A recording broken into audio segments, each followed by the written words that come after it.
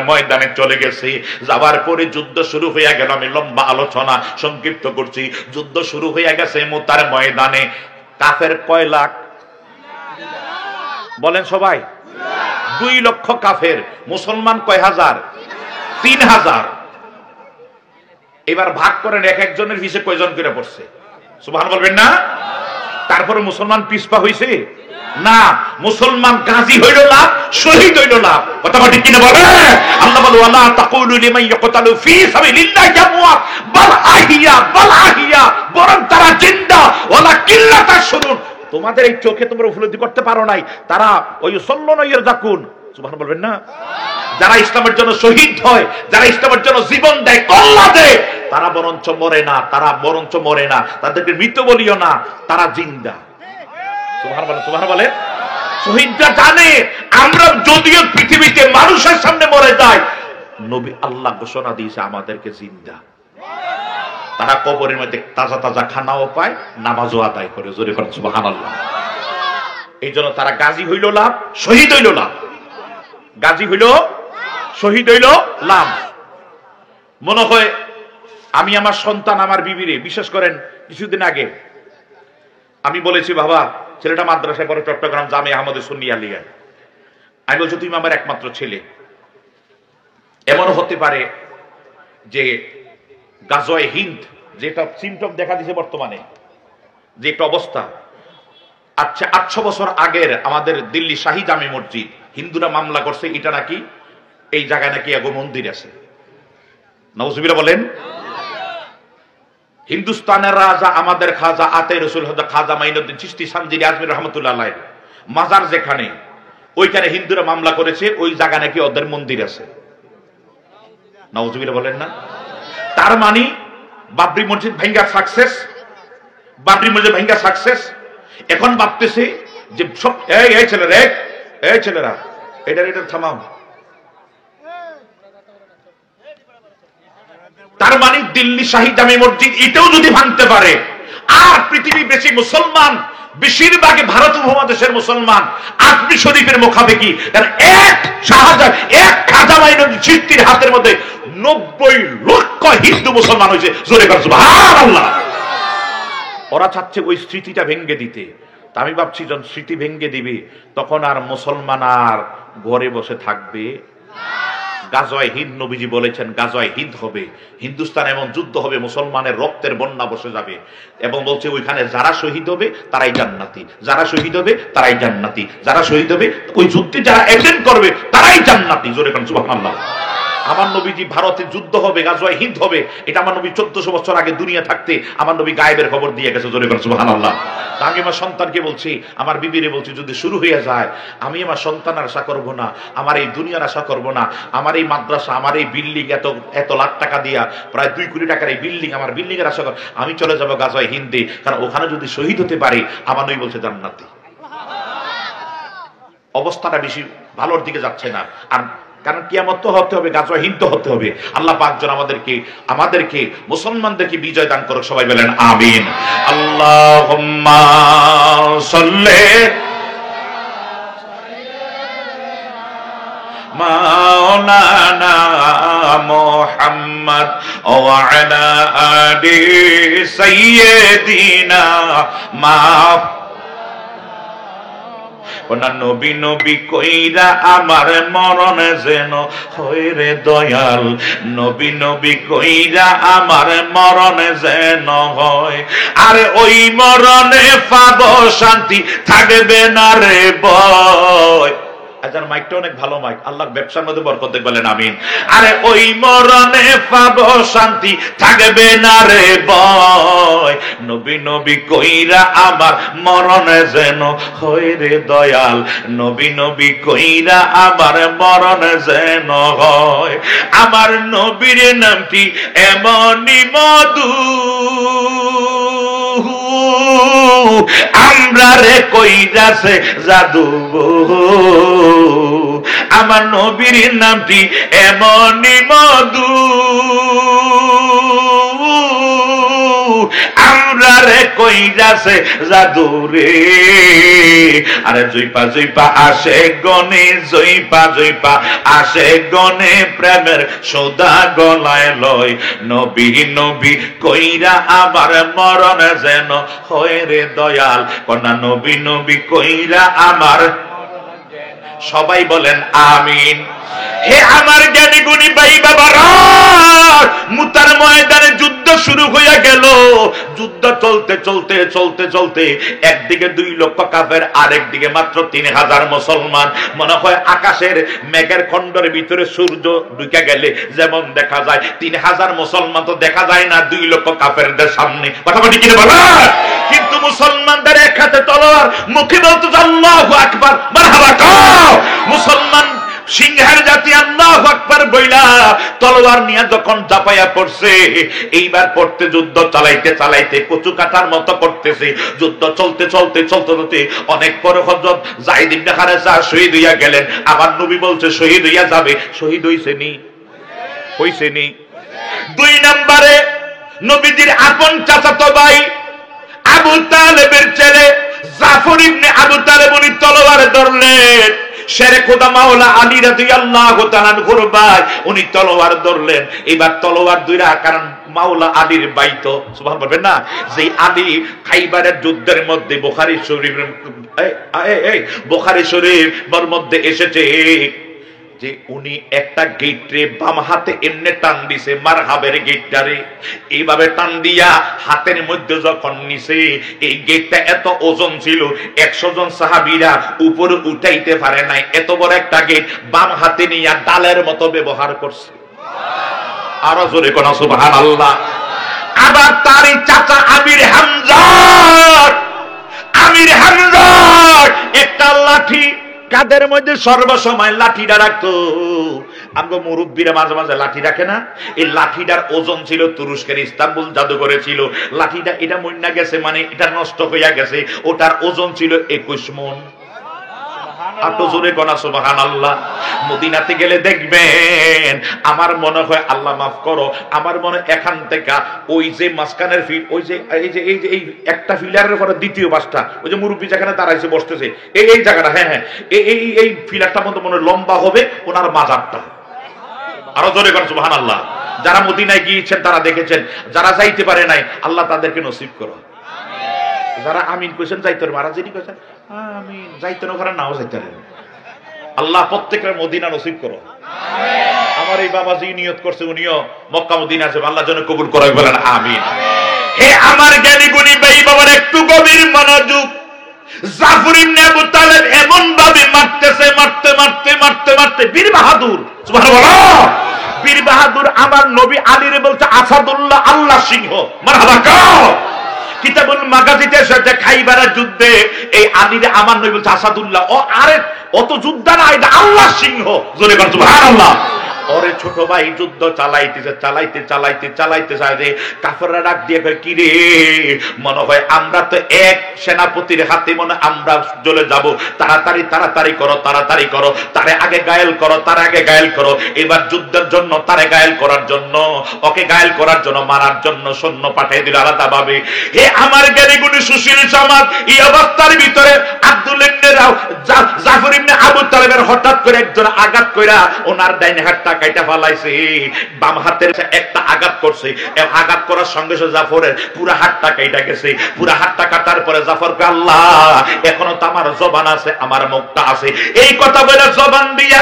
দাঁত দিয়া তলোয়ারটার কামড় দিয়ে ধরলেন আল্লাহকে বলে আল্লাহকে বলে কামড় দিয়ে দূরে এমন ভাবে তলোয়ার চালায় এমন ভাবে তলোয়ার চালাইতে এরপরে কাফেররা দেখলেন না এইবার দুনো দিক দিয়ে রক্ত পড়তেছে এতক্ষণ যুদ্ধ করলে ডান হাতে তলোয়ার ছিল বাম হাতে ডাল দিয়ে ফিরাইতো আপনারা বুঝুন তো একটা ডাল আছে ডাল দিয়ে আঘাত করলে ফিরাইতো এখন তো ফিরানোর কোনো জায়গা নাই দুইটা হাত নাই শরীরের মধ্যে দুইটা হাত নাই এটা আঘাত করলে শরীরের মধ্যে পড়ে শরীর দাঁড়িয়ে একবার কচু কাটা কইরা ফেলাইছে জাফর আর দাঁড়িয়ে থাকতে পারে নাই রক্ত শূন্য হইয়া হঠাৎ করে গোড়ার নিচে পড়ে গেল যখন গোড়ার নিচে পড়ে গেছে এই টাইমও দেখতেছে না সাহাবায়ে কেরাম যুদ্ধ চালাইতেছে জাফর নিচের মধ্যে পড়িয়া তলোয়ারটা হাত থেকে পড়ে গেছে মুখ থেকে পড়ে গেছে নিশানটা পতাকাকে যুদ্ধের সেনাপতির পতাকাকে কামড় দিয়ে ধরে উড়ন্ত করে রাখছে, এটা যাতে নিচে পড়তে দেয় নাই। জোরে বলো সুবহানাল্লাহ।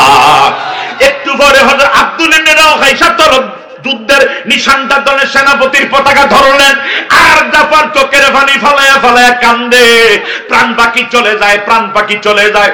আমার নবী এই টাইমে রইলেন মসজিদে নববীতে, নবী মুতার ময়দানে যায় নাই। মসজিদ নববীতে কিছু সংখ্যক সাহাবায়ে কেরামদেরকে নিয়ে আলোচনা করতেছেন। হঠাৎ করে আমার নবীজির চোখের মধ্যে পানি জমা হইয়া গেছে। নবী উপরের দিকে তাকাইয়া কয়, ওয়া আলাইকুমুস সালাম ইয়া জাফর ইবনে আবু তালেব। সাহাবায়ে কেরাম একটা ডাক দিয়া কয়, নবী গো, আপনি উপরের দিকে তাকাইয়া কার সালামের জবাব নিলেন? এটা তো খাজুর পাতার মসজিদ, সুবহানাল্লাহ বলবেন না? খাজুর পাতার মসজিদ, আপনি উপরের দিকে তাকায় জাফর ইবনে আবু তালেব তো চলে গেছে, অত যুদ্ধের ময়দানে মুতাতে চলে গেছে উপরের দিকে। আমার নবী কান্দে আর বলে, আমার জাফরের দুইটা হাত নাই, আমার চাচাতো ভাইয়ের দুইটা হাত নাই, কিন্তু আমার আল্লাহ তারে দুইটা নূরের পাখা দান কইরা দিছে। সে উড়াল পাইয়া যখন চলে যায়, যাবার সময় বিদায় সালাম আমারে দিছে। রহমতের ফেরেশতারা তারে ইস্তেকবাল জানায়, আহলান সালাম জানায় নিয়ে যাচ্ছে। যাবার সময় বিদায় সালাম আমারে দিছে রে, আমি নবী তার সালামের জবাব দিলাম। জোরে বলো সুবহানাল্লাহ। একটু পরে আব্দুল ইবনে রাওহা বেশিক্ষণ টিকে থাকতে পারে নাই। এরপরে যখন তিনজন শহীদ দিয়ে যাবার পরে বলে, এখন যুদ্ধের সেনাপতি কারে বানাবো, কারে বানাবো? নবীর ঘোষিত তিনজন শহীদ হয়ে গেছে, এখন কারে বানাবো? একজন কারে কারে কারে কারে কারে বানাবো, কারে বান। হঠাৎ একজনে কয়, ভাই খালিদ ইবনে ওলীদ। সুবহানাল্লাহ বলেন। সবাই কাহা, এখানে তর্ক করার সুযোগ নাই, কারণ যুদ্ধের ময়দানে এখানে যাও, খালেদ তোমাকে আমরা যুদ্ধের সেনাপতি বানাইলাম। খালেদ কয়, ভাই আমি তো নতুন মুসলমান। সুবহানাল্লাহ বলবেন না? আগের যুদ্ধে আমি কাফেরের পক্ষে ছিলাম, এখন আমি মুসলমান, এখন মুসলমানের পক্ষে আমার প্রথম যুদ্ধ, তোমরা আমাকে বলো আমি যুদ্ধে। বলে কোনো কথা নাই, তাড়াতাড়ি তলোয়ার লো, যুদ্ধের নিশান লো। জোরে বলো সুবহানাল্লাহ। খালেদকে আল্লাহু আকবার বলে, আমার একটা সুযোগ দাও। দৌড়তে তাবুত গেছে, যে হেলমেটটা পড়ছে, হেলমেটের ভিতর কি জানিকা ঢুকাইয়া, তারা কি জানিকা ঢুকাইলেন, ঢুকাইয়া হেলমেটটার ভিতর ঢুকাইয়া এবার যুদ্ধের ময়দানে এসে ঘোড়ার পিঠে উঠে বসলেন। খালিদ ইবনে ওলীদ এইবার যখন মুসলমানের পক্ষে, আজকে প্রথম মুসলমানের পক্ষে খালিদ ইবনে ওলীদ প্রথম যুদ্ধ। জোরে বলেন সুবহানাল্লাহ। নতুন মুসলমান যুদ্ধ করতেছে, আর এমন ভাবে কাটতেছে, আল্লাহু আকবার বলেন। আমরা দা দিয়া কাজ করলে, মুরব্বীরা বলতে পারবেন, আপনারা দা দিয়ে কাজ করতে করতে যখন দাটা চিকন হয়ে যায়, মাঝে মাঝে ভেঙ্গে যায়, কথা কটি কিনা বলেন? একেবারে কাটতে কাটতে কাটতে কাটতে একটু বেশি চিকন হয়ে গেছে, এটা দাঁত দিতে দিতে চিকন হয়ে গেলে তো একটু শক্ত জায়গায় পড়ে ঠাস করে ভেঙ্গে যায়, ভেঙ্গে যায় না? খালিদ ইবনে ওলীদ এই তলোয়ার চালাইতে চালাইতে কাটতে কাটতে কাটতে কাটতে কাটতে কাটতে তলোয়ার ক্ষয় হইয়া গেছে, তলোয়ার ঠুস করে ভেঙ্গে গেছে। দাও তলোয়ার দাও, আবার তলোয়ার লইছি, আবার কাটতে কাটতে কাটতে কাটতে তলোয়ার ক্ষয় হয়ে গেছে, আবার তলোয়ার দাও, আবার তলোয়ার দিয়ে কাটতে কাটতে তলোয়ার ক্ষয় হয়ে গেছে। এইভাবে একটা নয়, দুইটা নয়, 8টা তলোয়ার, আল্লাহু আকবার বলেন, 8টা তলোয়ার মুতার ময়দানে একা খালিদ ইবনে ওলীদ ভেঙ্গে ফেলাইছে। জোরে বলেন সুবহানাল্লাহ। নারে তাকবীর, নারে রিসালাত, আরে সুন্নাতুল জামাত। 8টা তলোয়ার যখন ভেঙ্গে ফেলাইছে, কাফেররা তছনছ হয়ে গেছে, তারা কাফেররা পরাজয় হইয়া আমার নবী মদিনাতে, আমার নবী সাহাবায়ে কেরাম, তোমরা তাড়াতাড়ি রেডি হও আমার সাহাবীদেরকে রিসিভ করার জন্য। আমার খালেদ তলোয়ার ধরছে, আমার খালিদ ইবনে ওলীদ তলোয়ার ধরছে, মুসলমানের বিজয়। নবী রইলেন মদিনায়, খবর কয় মুতার ময়দানের। ইনি আমার নবী, নবী শব্দের অর্থ গায়েবের খবরদাতা। সুবহানাল্লাহ বলেন। বাজান আমার, এই যুদ্ধের ময়দানে মুসলমান শহীদ হয়ে, এবার সবাই যাক, 2-3 জন শহীদ হয়ে গেল, কাফেররা তস্ত সে পরাজয় হয়ে গেল, মুসলমান বিজয়ের বেশে মদিনায় আসলেন। আসার পরে এবার সবাই সুস্থ হওয়ার পরে মসজিদ নববীতে একত্রিত হলেন। হওয়ার পরে যুদ্ধের ব্যাপারে সব আলোচনা চলতেছে, কেমনে কে যুদ্ধ করছে, কি হয়েছে না হয়েছে, সবাই একসাথে বসে। একজন কয়, হুজুর খালিদ ইবনে ওলীদ নতুন মুসলমান, ও যুদ্ধের পতাকা নিয়ে যখন গোড়ার পিঠে উঠার আগে কি জানি তাবুর ভিতরে যাইয়া টুপিটার ভিতরে কি জানি ঢুকাইলো, হেলমেটের ভিতরে। এরপরে দেখলাম কাফেররা কয় আমরা দি খালেদের মাথা আকাশে, পা জমিনে। আরে ওর সামনে দাঁড়াই রেখে, দাঁড়ানোর সাহস কার? ওর মাথা অনেক উপরে, ও তলোয়ার দেয় আর এমনি যেমনি কোপ দেয়, একারা সমান সব কাইতে সাসাঙ্গার হইয়া যায়। জোরে কোন সুবহানাল্লাহ। বুঝেন না? 8টা তলোয়ার ক্ষয় হয়ে গেছে, ক্ষয় ভেঙে গেছে। কেমন কাটা কাটছে? 2 লক্ষ কাফের, মাত্র 3000 মুসলমান। ইমানি শক্তি, মারহাবা কাও, ইমানি শক্তি। এবার আমার নবী খালেদ বলে জি, বলে এই যুদ্ধের ময়দানে তুমি কি ঢুকাইলা তোমার এই টুপির ভিতরে, ঢুকানোর পরে তোমার এত, বলে হুজুর ক্ষমতাটা আমার না, ক্ষমতাটা আপনার। জোরে করেন সুবহানাল্লাহ। ইয়া আইয়ুহান নাস ক্বাদ জাআকুম বুরহানুম মির রাব্বিকুম ওয়া আনজালনা ইলাইকুম নূরাম মুবিনা। আল্লাহকে হে মানব জাতি, এইমাত্র তোমাদের নিকটে এসেছে দলিল, এসেছে মুজিজা। হুজুর সবটা আপনার মুজিজা। বলে কি ঢুকাইছো? কথাটা কইতাম নি? রাজি আছেন নি? খালেদ আটটা তক, হুজুর আমার কোনো শক্তি নেই, সব শক্তি আপনার মধ্যে। বলে মানি? বলে মানি হুজুর, আমি বলবো না আপনি বলবেন। আমার নবী তুমিই বলো কি হয়েছে, কি ঢুকাইছো? জোরে বলুন সুবহানাল্লাহ। এই কথাটা বলার আগে একটা ইন্টারভিউ চাই, আপনারা একটু সময় বসতে রাজি আছেননি? রাজি আছেননি?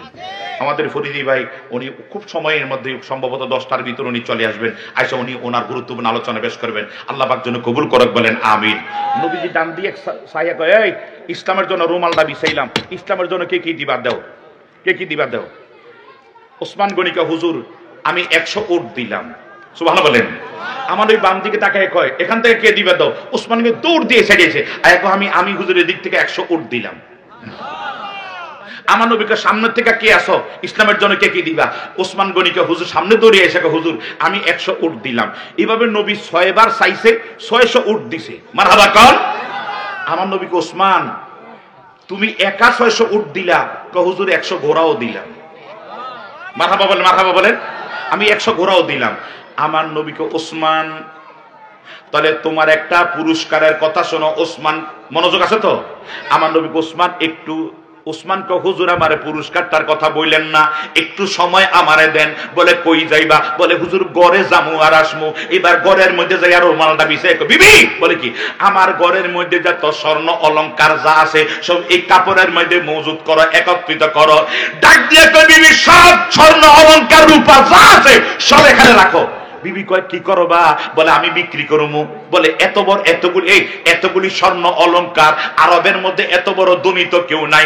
ওসমান গনির সমস্ত স্বর্ণ অলংকার একজন ব্যবসায়ী কিনে নিবে, এত বড় টাকাওয়ালা তো আরবের মধ্যে কেউ নাই, নিশ্চয়ই উনি অনারব। বলে অনারব না, উনি আরবের। বলে আরবের? বলে হ্যাঁ। বলে সব স্বর্ণ অলংকার উনি একা কিনবে? বলে হ্যাঁ। বলে ওনার বাড়ি কই? বলে ওনার বাড়ি মদিনায়। বলে কে? বলে এটা তোমার আব্বা। বলে আমার আব্বা তো টাকা পয়সা নাই। বলে টাকা নাই কি হয়েছে, আখিরাতের জান্নাত দিবে। বিবি কয় তাহলে দাঁড়াও, আমার নাকেরটা নেও, আমার কানেরটা নেও, আমার হাতেরটা নেও, আমার আংটিটা নেও, রাখছিলেন এইগুলি দিয়ে দিলাম। আমার নবীদের কাছে আসার পর আমার নবী ওসমান তোমার জন্য আল্লাহর জান্নাতের 8টা দরজা খোলা, যে দিক দেখো সেদিক দিয়ে প্রবেশ করতে পারবে। এরা চাইলে ইসলামের জন্য তার একদিক দিয়ে তারা জীবন দিতেন, এদিক দিয়ে চাইলে তারা মাল যা আছে সব দিয়ে দিতেন। সুবহানাল্লাহ বলবেন না? আল্লাহ বলে ইয়া আইয়ুহাল্লাযিনা আমানু লা তুলহিকুম আমওয়ালুকুম ওয়ালা আওলাদুকুম আন যিকরিল্লাহ ওয়া মান ইয়াফআল যালিকা ফাউলাইকুমুল খাসিরুন। হে ঈমানদাররা, তোমরা আল্লাহর স্মরণ থেকে, আল্লাহর জিকির থেকে, সন্তানের কারণে, সম্পদের কারণে, সন্তানের সম্পদ তোমাদেরকে ধ্বংস করবে আল্লাহ জানে। সন্তানরা ধ্বংস করবে, সম্পদ তোমাকে ধ্বংস করবে না। তোমরা আল্লাহর পথ থেকে, মত থেকে দূরে যাইও না, যদি যাও ক্ষতিগ্রস্তের ভিতরে নিমজ্জিত হয়ে যাইবা। আল্লাহ পাক যেন আমাদেরকে আল্লাহর রাস্তায় নবীর প্রেমে আমাদের এই সন্তান এবং সম্পদগুলির কবুল করুক। আমিন। আরো জোরে বলেন আমিন। তো আমরা নবী যদি আজকে যদি দয়াল নবী কইতো যে আমার ইসলামের জন্য কে কি দিবা, আমরা তো পারলে নিজের জীবনটাও দিতাম। কথা কোন ঠিক কিনা বলো? পারলে আমরা জীবনটাও দিতাম। আমি তো চাই না, তবে নবীরে ভালোবাসতে হলে নবীর ঘরকে ভালোবাসতে হবে। এই মাদ্রাসা হলো নবীর ঘর। একটা লোক আসেননি, এখন কি উঠবেন না? যে উঠবেন পুরা 3 লাখ টাকা দিয়ে উঠন লাগবো। বলে হুজুর মুতে ধরছে, এন মুইতা দেন। তো আবার হেসা হেসা ফেসাব করেন না। ইমান